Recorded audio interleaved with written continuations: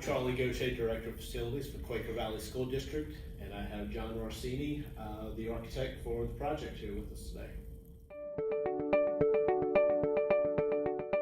Yeah, so we're currently working on what we call design development. Okay, we did go through a what we call schematic design process, and the schematic design process is conceptually what the building will look like.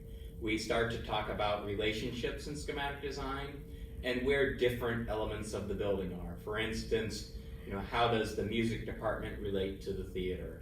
And how do some of the athletic areas relate to the gyms and some of the public spaces? So that's what schematic design does. It sort of defines a direction of the building, not only in regards to relationships, but in regards to circulation, and also in regards to how the building will look and generally fit onto the site. The schematic design really started with the community meetings, and we want to really define what we mean by community, because there's many different aspects to what that is. Community involves teachers, it involves staff, parents, students, people that live in the community, as well as people like Charlie, community groups. We did lots of site tours of different schools just to see how they function. Yeah.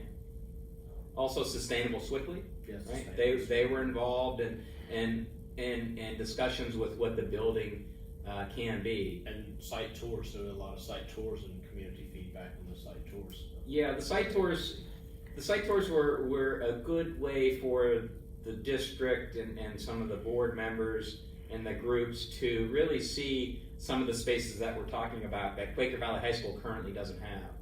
When we talk about these collaboration spaces, what does that really mean? And how does that work in another school? So all of that was investigated during the schematic process. We went and looked historically as to what has been done in the last 5 years. So we studied the brain spaces work that was done, as well as additional information that we had from John Thomas and William. So we have all that information that we provided to you, and you kind of went off of to develop the site plan and start the schematic. So one of the things that we do during the site plan process is we start to talk about arteries. We start to talk about how the site is used in regards to access. So where we can approach the site from. And a lot of that work is really based on those studies that Phillips and Associate did, because of things like traffic studies and sight lines and access to the site. So we were able to utilize all that and start to develop a plan that there's access from both Lower Camp Meeting Road and where we currently enter the site near Quaker Heights. So that really started to form not only how you enter the site, but where the building's placed. In regards to site, what we started to study during schematic design was the general approach of vehicular traffic and bus traffic, and how staff and students enter the building during the school day. And you have that separation. And yeah, you do have that separation. And then with the placement of the building, we studied grade a lot to see where we can fit the building, where, there are some big box spaces in this building, like gymnasiums, if you could think of that as being a big box, where that could fit and how that affects the grade. Yeah, we didn't want to disturb the site Right. tremendously. We didn't want to pancake and flatten the site. We wanted to work with it, like John just said, develop the building to work with the contours of the site. So and the work that Phillips and Associate did in the past, I'll say 8 or 10 years since the district started looking at this property, was really the sort of start for where we can place the building on that site, so that we are building within the site and not changing the site for the building.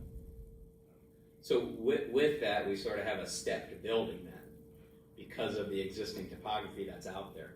So we step the building towards the north sides. You enter sort of mid-level, and you go up the stairs to the north side, and you go down to the south side. And what that did was we located a lot of the large assembly spaces, which have have taller volumes on that south side so that we can keep the structure a little lower on the site. So it really worked out well, and it really started to gel with the existing beauty of what's out there.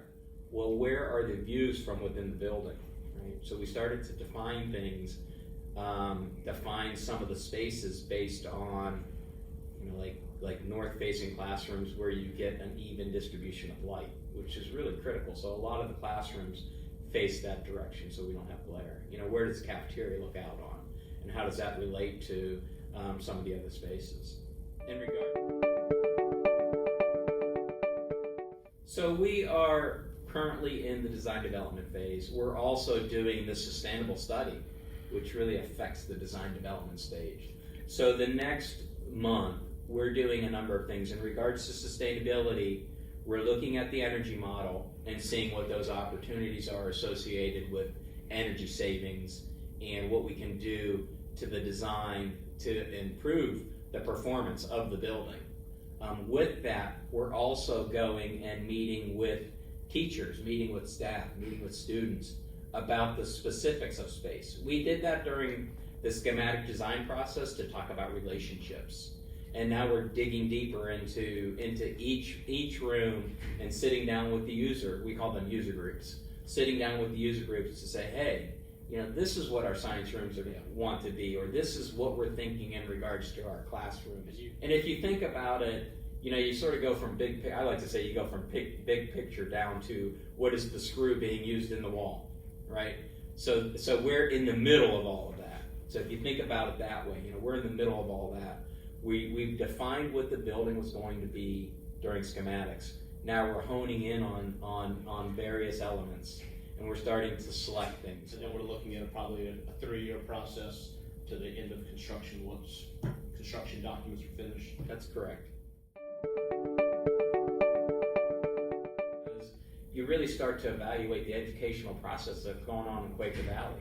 So while it's talking about construction, it's also talking about the future of the district. So it's really an exciting time for everybody involved.